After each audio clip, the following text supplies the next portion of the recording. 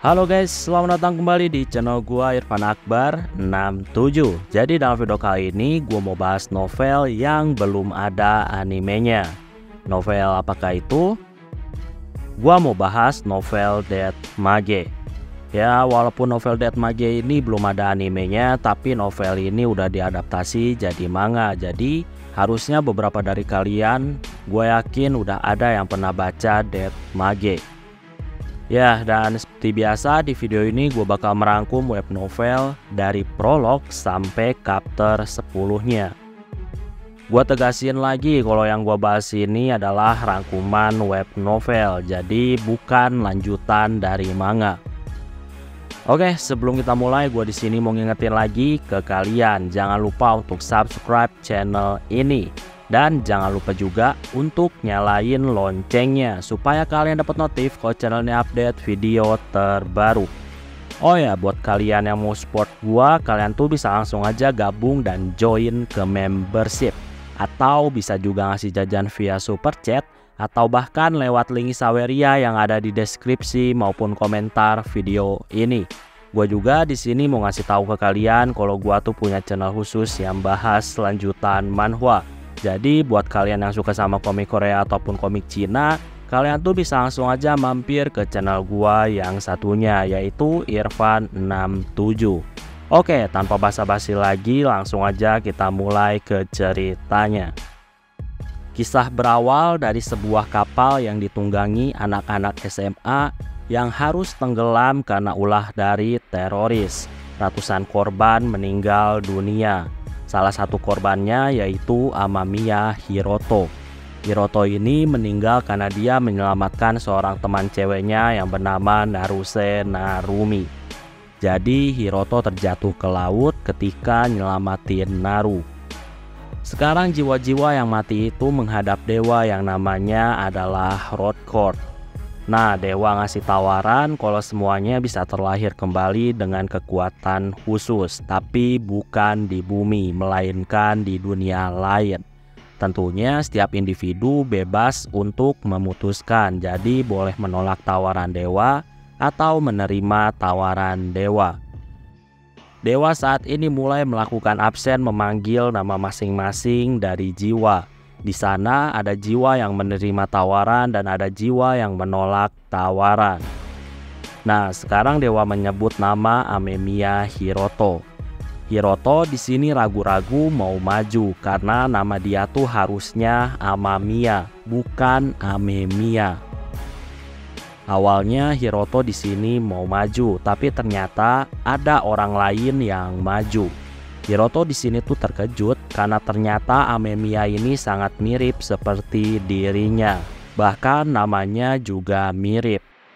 Nah, di sini Amemiya dikasih 8 kekuatan khusus yang hebat, padahal yang lainnya tuh maksimal 3 kekuatan khusus. Sedangkan untuk Amemiya ternyata ada 8.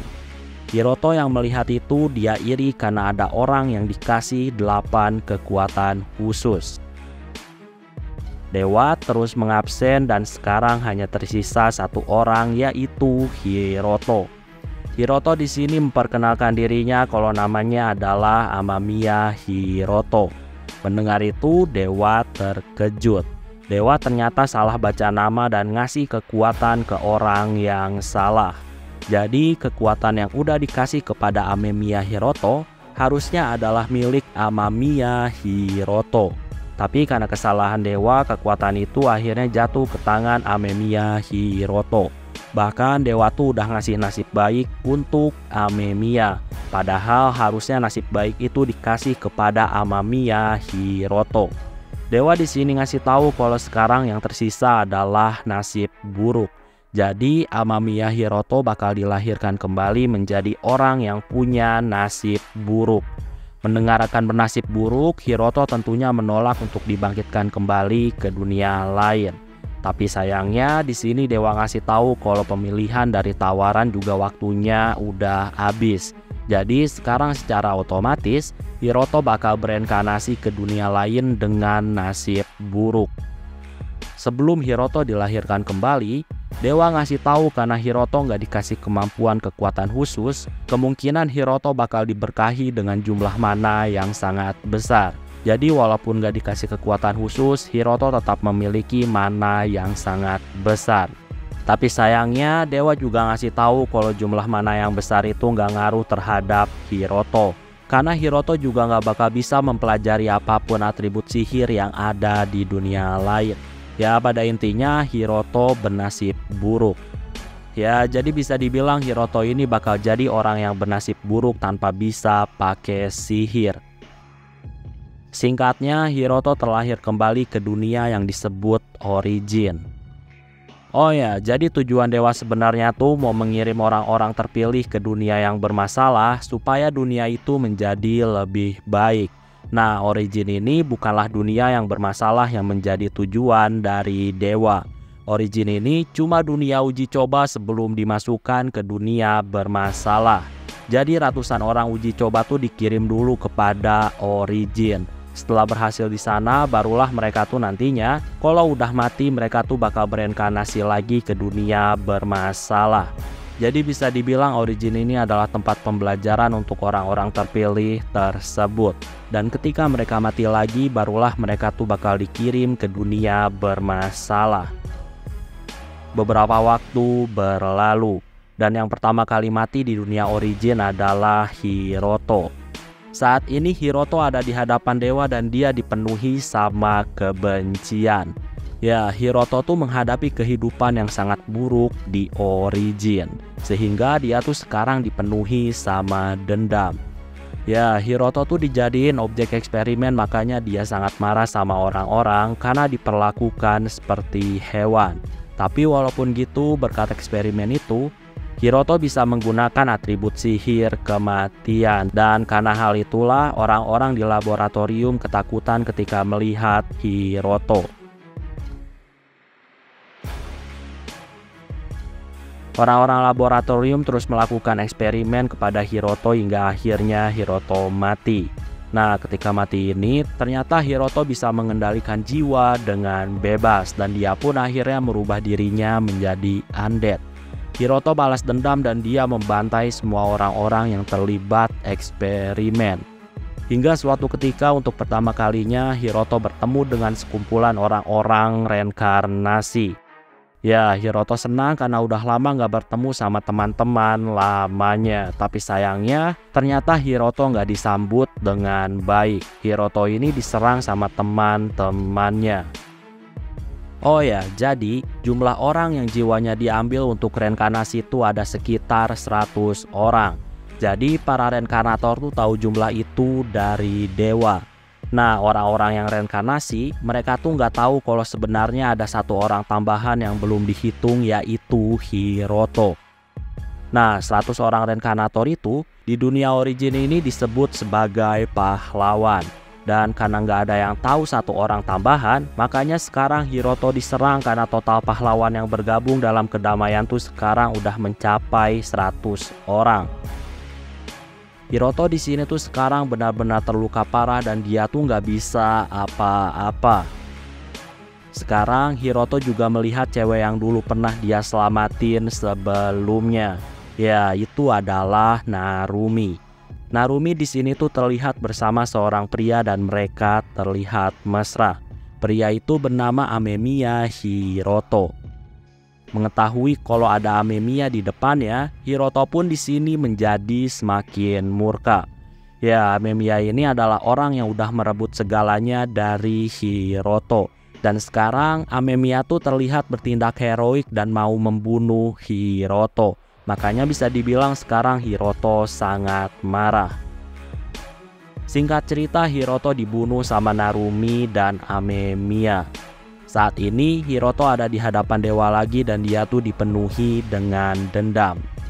Hiroto juga di sini tuh menyalahkan Dewa atas semua yang terjadi. Dewa di sini mengaku salah dan dia ngasih tahu tentang reinkarnasi selanjutnya, yaitu di kehidupan yang ketiga. Hiroto yang mendengar itu dia menjadi bersemangat. Hiroto mau balas dendam kepada orang-orang yang telah membunuhnya. Dewa di sini menyayangkan karena Hiroto mau melakukan balas dendam, dan di sini Dewa pun akhirnya ngasih kutukan kepada Hiroto. Singkat cerita, Hiroto direinkarnasi kembali dan dia tuh harus menjalani kehidupan yang ketiga.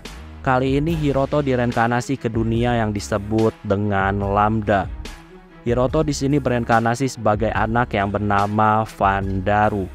Vandaru di sini tuh dibesarkan sama ibunya yaitu Darcia, dan dia tuh hidup dengan penuh kasih sayang. Di sini Vandaru terlihat gak memiliki ekspresi, jadi dia tuh terlihat seperti orang tanpa emosi. Ya, walaupun Vandaru udah berusaha sendiri untuk berekspresi, tapi tetap aja wajahnya tanpa ekspresi. Selama diasuh sama Darcia, Vandaru ini udah melakukan banyak pengamatan dan dia tuh ngerasa kalau ayahnya berasal dari ras yang ditakuti yaitu vampir. Vandaru di sini ngerasa kalau hidupnya tuh bakal diincar sama banyak orang. Karena hal itulah sekarang Vandaru dan ibunya tuh tinggal di tempat yang jauh dan ayahnya tuh nggak ada bersama mereka. Jadi kemungkinan besar keluarga mereka bakal diincar banyak orang. Makanya keluarga mereka tuh menjauh dari orang-orang. Oh ya, jadi ras Vandaru ini adalah setengah vampir dan setengah dark elf.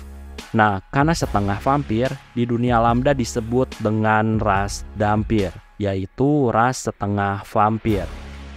Untuk status Vandaru bisa dilihat aja di video. Nah, di sana terlihat kalau mana Vandaru ini memiliki jumlah yang sangat besar, yaitu 100 juta MP. Vandaru di sini mendapatkan 3 kutukan. Yang pertama, Vandaru tuh nggak bisa membawa EXP dari dunia sebelumnya. Jadi EXP yang udah dikumpulin di dunia origin, EXP itu nggak berlaku di dunia yang sekarang karena Vandaru memiliki kutukan. Yang kedua, Vandaru tuh nggak bisa memiliki job dari yang udah ada di dunia ini. Jadi jobs yang udah ada di dunia ini, Vandaru tuh nggak bisa mendapatkan jobs itu. Jadi bisa dibilang harus job yang nggak ada di dunia ini. Dan yang terakhir, Vandaru tuh nggak bisa mendapatkan EXP secara mandiri. Jadi ya setiap dia farming ataupun membunuh orang, dia tuh nggak bakal mendapatkan EXP secara mandiri. Ya, untuk yang sering main game, gua rasa kalian pasti ngerti maksud dari jobs dan EXP. Di sini, walaupun Vandaru tahu kalau dia bakal sulit naik level, Vandaru masih mau berjuang. Jadi dia tuh nggak mau menyerah. Vandaru di sini terus berjuang dari bayi demi meningkatkan semua kekuatan yang dia miliki. Salah satunya adalah kekuatan sihir kematian. Vandaru di sini terus mendapatkan kasih sayang dari ibunya. Dan ibunya tuh bangga karena Vandaru umur 6 bulan aja udah bisa menggunakan sebuah sihir.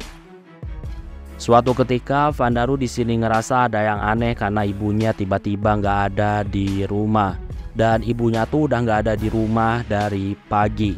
Vandaru tuh saat ini ngerasain firasat yang sangat buruk. Gimana pun juga nggak mungkin bayi 6 bulan ditinggal sendirian di rumah. Vandaru di sini berpikir dan dia pun pada akhirnya memanfaatkan kelinci mati yang udah disediakan ibunya untuk dijadiin makanannya Vandaru. Oh ya, Vandaru ini karena dia adalah setengah vampir, dia tuh bisa memakan darah dari hewan. Makanya ibunya tuh cukup menyediakan kelinci yang udah mati. Tujuannya untuk dihisap darahnya. Nah, kelinci yang mati itu sekarang tuh dimasukin roh sama Vandaru, sehingga kelinci itu bisa hidup kembali sebagai undead. Oh ya, Vandaru tuh bisa melihat roh dan dia bisa memasukkan roh ke sesuatu yang telah mati. Tapi nggak cuma itu aja, Vandaru juga bisa memasukkan roh kepada benda-benda yang terbuat dari kayu, tanaman, maupun logam. Tulang-tulang dari binatang yang mati juga saat ini dikasih roh dan mereka jadi undead. Sekarang terciptalah banyak undead. Vandaru di sini tuh menghabiskan jutaan mana untuk membentuk pasukan undead. Vandaru saat ini mutusin untuk memasuki kota FB Jia. Vandaru tuh sekarang ke kota menggunakan satu undead dan dia tuh digendong sama undead tersebut. Singkatnya, Vandaru menyusup ke kota untuk mencari keberadaan ibunya. Setelah di kota, Vandaru menyuruh undead-undead serangga untuk mencari ibunya. Singkat cerita, di alun-alun kota, Vandaru bertemu sama ibunya. Tapi sayangnya ternyata ibunya udah menjadi roh. Darcia di sini cerita kalau dia tuh datang ke kota untuk mencari tahu info tentang supaya dia tuh bisa kembali ke desa elf. Tapi ternyata keberadaan Darcia tuh diketahui orang-orang. Dan akhirnya dia dikepung sama petualang bayaran beserta orang-orang gereja Dewa Alda. Tentunya saat itu terjadi pertarungan, tapi pada akhirnya Darcia ditangkap sama pihak dari gereja. Pihak gereja melakukan penyiksaan yang sangat kejam kepada Darcia. Hingga puncaknya Darcia tuh dibakar di tiang pancung hingga mati. Oh ya, alasan kenapa Darcia dicari, itu semua karena Darcia tuh udah memadu kasih dengan vampir. Makanya dia dianggap kotor. Nah, jadi ketika mati, Darcia tuh tadinya mau menuju rumah dalam bentuk rohnya. Tapi ternyata dia tuh nggak bisa pergi jauh karena pihak gereja pakai air suci. Tapi untungnya Vandaru sekarang datang ke kota dan akhirnya mereka bertemu. Hati Vandaru saat ini campur aduk.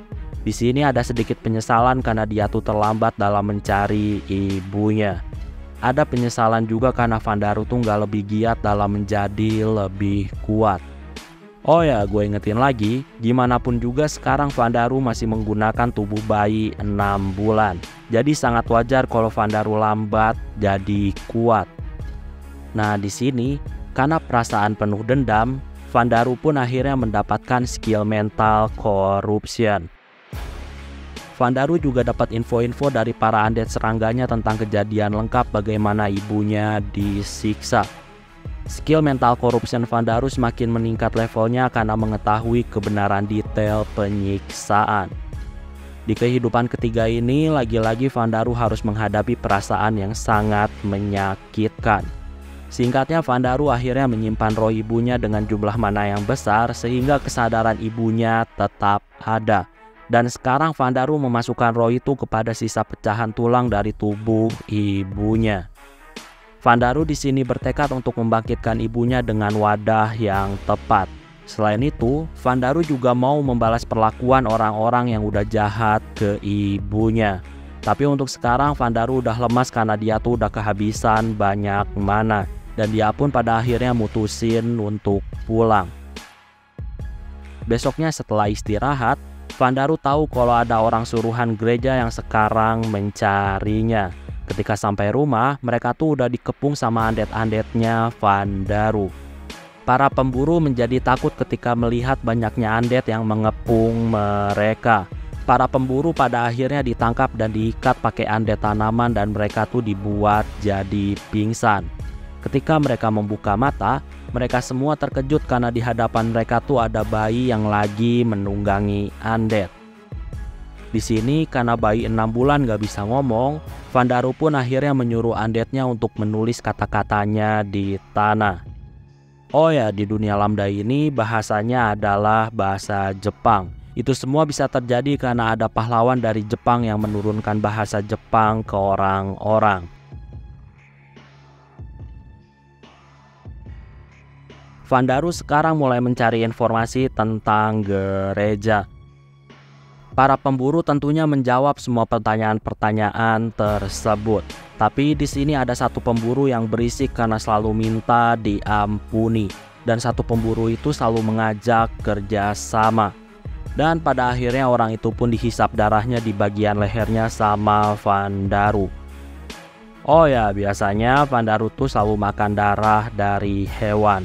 Dan dia tuh selalu minum ASI ibunya. Makanya Vandaru tuh penasaran sama darah manusia.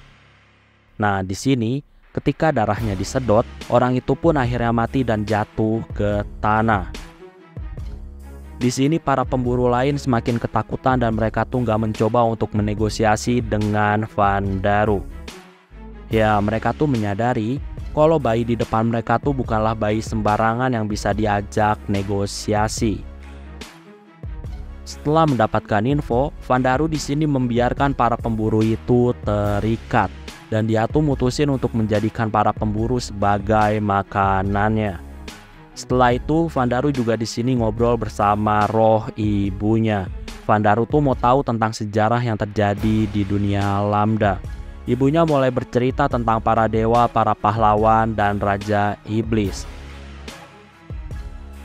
Di sisi lain, salah satu yang bertanggung jawab atas kematian Darcia, yaitu High Priest gereja yang bernama Gordon. Dia dan pasukannya tuh sekarang mulai mencari keberadaan bayi Darcia. Mereka tuh mencari sampai berbulan-bulan tapi nggak pernah ketemu. Mereka juga penasaran tentang kabar para pemburu yang udah disewa, dan sampai sekarang para pemburu itu tiba-tiba menghilang tanpa kabar. Di sisi lain, Vandaru sekarang usianya udah sampai 8 bulan. Seperti biasa, dia menjalani kehidupan mandiri dibantu dengan para undead-nya. Vandaru juga terus berlatih jadi kuat. Tubuh bayi bisa dibilang merepotkan karena Vandaru perlu banyak tidur. Tapi walaupun gitu, Vandaru masih tetap berjuang bertahan hidup. Vandaru juga selalu ngobrol sama roh ibunya. Ya, walaupun ibunya secara fisik udah nggak ada, tapi Vandaru masih bisa merasakan kasih sayang ibunya walaupun berupa roh. Vandaru juga selalu mensuplai mana untuk ibunya supaya rohnya tuh tetap ada dan memiliki kesadaran. Hari demi hari dilewati Vandaru.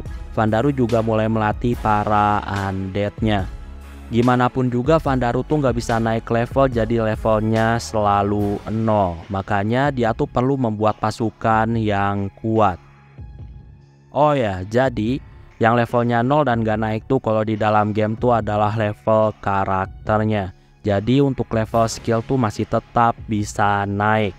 Cuma level karakternya nggak bisa naik, dan itu semua karena kutukan dewa.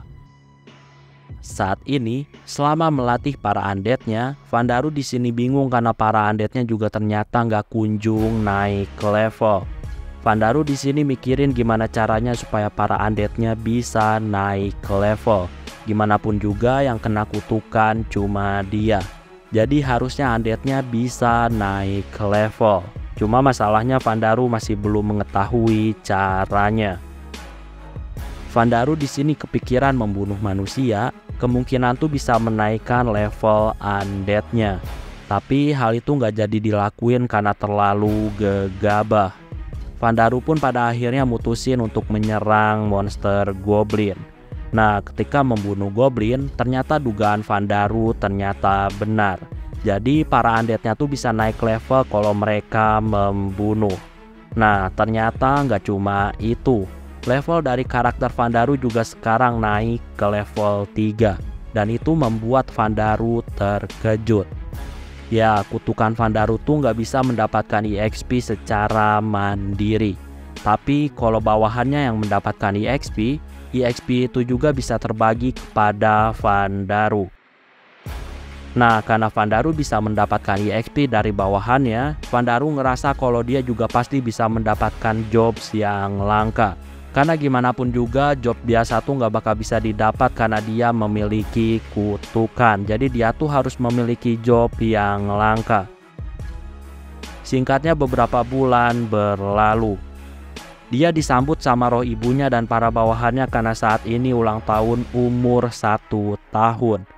Vandaru di sini senang karena dia tuh mendapatkan kehangatan. Selama hidupnya baru kali ini dia tuh disambut ulang tahun. Oh ya, sekarang pasukan undead Vandaru tuh menjadi semakin kuat. Bahkan Vandaru sendiri sekarang tuh udah mencapai level 100 karena terus berburu.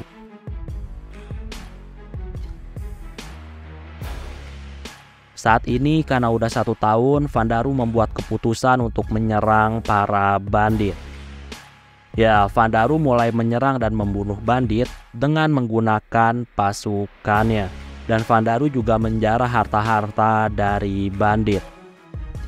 Awalnya, Vandaru terkejut karena ternyata membunuh manusia tuh lebih banyak meningkatkan EXP. Nah, mengetahui itu, Vandaru semakin bersemangat untuk membasmi bandit-bandit yang ada. Vandaru juga mencari info tentang markas para bandit dari roh-roh bandit yang udah mati. Jadi bisa dibilang Vandaru ini melakukan farming bandit. Farming bandit udah berjalan 1 bulan. Pembantaian demi pembantaian terjadi. Vandaru dan pasukan undeadnya menjadi semakin kuat. Saat membantai para bandit juga, Vandaru tuh mendapatkan koneksi dengan pedagang bernama Rudy. Pedagang itu ditangkap sama bandit dan akhirnya diselamatin sama Vandaru. Dalam perjalanannya juga, Vandaru juga bertemu sama roh bernama Sam. Sam ini adalah pelayan bangsawan.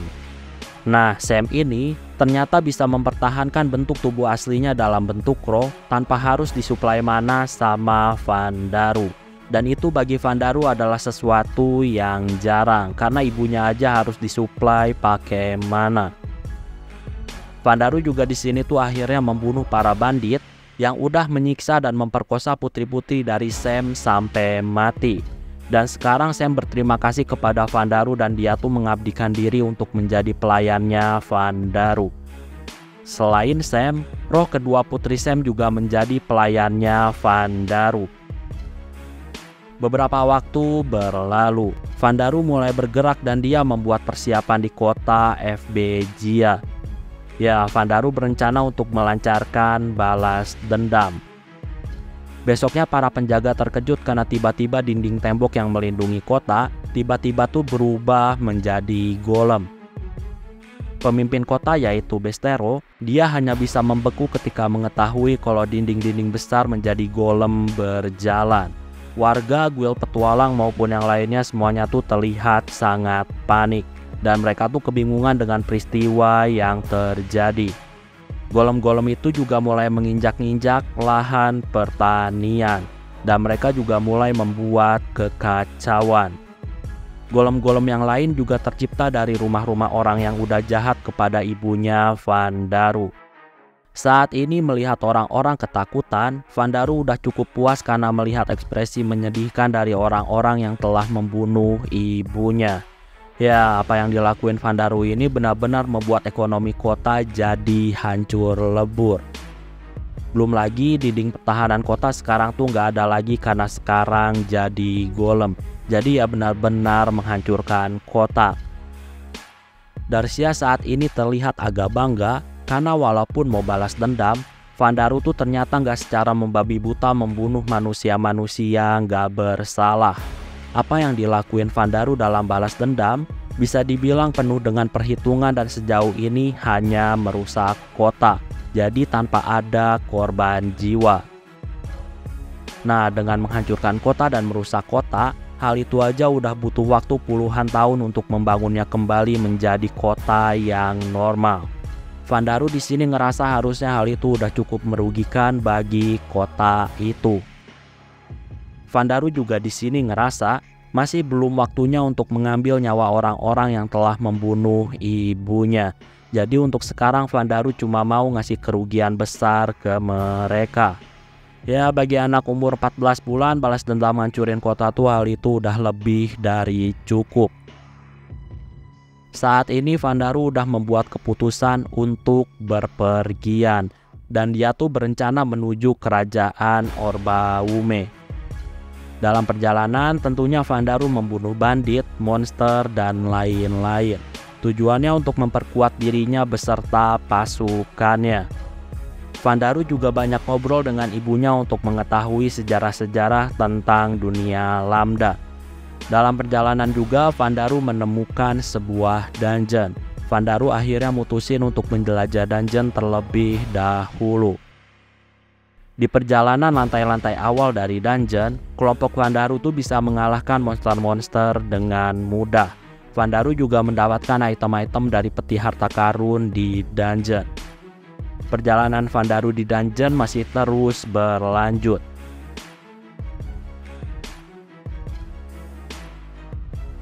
Saat ini di lantai 4, Vandaru dihadang sama skeleton general yang ada di dungeon. Tapi di sini tanpa diduga, skeleton general itu ternyata terlihat tunduk kepada Vandaru. Dan monster itu juga ngasih senjata kapak dan perisai miliknya kepada Vandaru. Vandaru di sini jadi ngerasa nggak enak, dan dia juga balas ngasih kapak dan perisai yang dia punya. Nah, cuma karena kualitasnya beda jauh, Vandaru ngerasa kalau dia harus memberikan sesuatu yang seimbang. Vandaru di sini pun akhirnya ngasih mana kepada Skeleton General beserta bawahannya. Nah, saat itu Vandaru terkejut karena rank dari Skeleton General dan yang lainnya tuh ternyata langsung meningkat ketika dikasih mana dalam jumlah yang banyak sama Vandaru. Vandaru tadinya tuh cuma mau melakukan uji coba, tapi ternyata itu bekerja dengan baik. Jadi hanya dengan ngasih mana, hal itu udah bisa meningkatkan rank dari undead tersebut. Saat ini ketika Vandaru melihat undead yang berarmor, Vandaru di sini ngerasa harusnya pasukannya juga dipasangin pakai armor. Mendengar itu Sam di sini menjadi bersemangat. Sam di sini mau kalau anak-anaknya juga dipasangin armor sama Vandaru. Sam ngerasa harusnya anak-anaknya tuh bisa berbicara kalau misalkan dipakein armor. Vandaru di sini mengerti, dan karena saat ini memiliki item armor bikini, Vandaru pun akhirnya masang armor-armor bikini itu kepada anak-anaknya dari Sam, yaitu Saria dan Rita. Ya, saat ini kedua putri Sam tuh menggunakan armor bikini. Cuma ternyata mereka tuh masih belum bisa berbicara. Vandaru pun singkat cerita lanjutin perjalanannya. Di sisi lain dari segi para petualang, mereka tuh terkejut karena bisa dengan mudah menjelajah dungeon hingga lantai 3. Tapi ketika masuk ke lantai 4, mereka tuh sangat terkejut ketika melihat monster-monster undead dengan tingkat kesulitan yang tinggi. Ditambah lagi ada banyak golem di sana. Oh ya, undead-undead itu adalah undead-undead Skeleton General yang udah diperkuat sama Vandaru. Sedangkan golem-golemnya tuh adalah golem-golem milik Vandaru yang emang ditinggal di lantai 4. Jadi sekarang lantai 4 tuh menjadi sangat sulit karena ada monster-monster yang ditinggalin Vandaru. Ya, walaupun nantinya bakal ada petualang yang berhasil menaklukkan lantai 4 dengan susah payah, pada akhirnya nggak bakal ada yang mereka dapat karena item-itemnya tuh udah diambilin sama Vandaru. Di sisi lain Vandaru melatih bawahannya, dan ternyata ketika dia ngasih mana dalam jumlah yang banyak, hasilnya tuh nggak kayak Vandaru yang ngasih mana kepada Skeleton General di lantai 4. Jadi ketika ngasih mana kepada para bawahannya, hasilnya tuh nggak terjadi apa-apa. Para bawahannya nggak naik rank. Vandaru di sini tuh bingung letak dari kesalahannya. Vandaru juga di sini tuh ngasih senjata untuk putri-putri dari Sam. Ya, pada intinya mereka semua latihan. Vandaru juga di sini tuh ngobrol sama ibunya, dan ibunya tuh nanyain tentang impian Vandaru. Impian Vandaru tuh sama seperti orang kebanyakan yang lainnya, yaitu ingin hidup bahagia dan menjadi kaya raya. Vandaru tuh mau kayak gitu karena di bumi dia tuh hidup sebagai anak yang miskin, dan Vandaru tinggal bersama paman dan bibinya. Vandaru ini dididik sama keras sama paman dan bibinya, bahkan pamannya tuh sangat sering memukulnya. Oh ya, orang tua Vandaru ketika di bumi mereka tuh meninggal karena sebuah kecelakaan. Makanya dia tuh tinggal bareng paman dan bibinya. Singkat cerita sekarang umur Vandaru udah 1 tahun 4 bulan. Dan dia tuh sekarang sampai di ujung timur negara Mir. Saat ini ketika Vandaru lagi ngobrol, tiba-tiba terdengar suara jeritan wanita. Vandaru juga mencium bau darah. Itu artinya wanita itu lagi dalam bahaya. Ketika diselidiki dan dilihat, ternyata ada wanita setengah telanjang yang berdarah. Di sana juga ada sekelompok pria yang mengelilingi wanita itu. Wanita itu juga terlihat sangat lemah, gak berdaya. Dan ada juga seorang pria yang memegang dadanya. Vandaru pun di sini mutusin untuk membantai orang-orang tersebut. Vandaru dan para bawahannya bergerak. Oke, sebelum gua akhiri videonya, gua di sini mengucapkan terima kasih ke kalian karena udah mau join ke membership.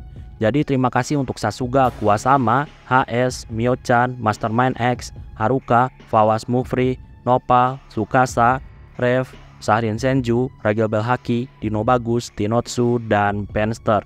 Sekali lagi gue ucapin terima kasih ke kalian karena udah mau join ke membership.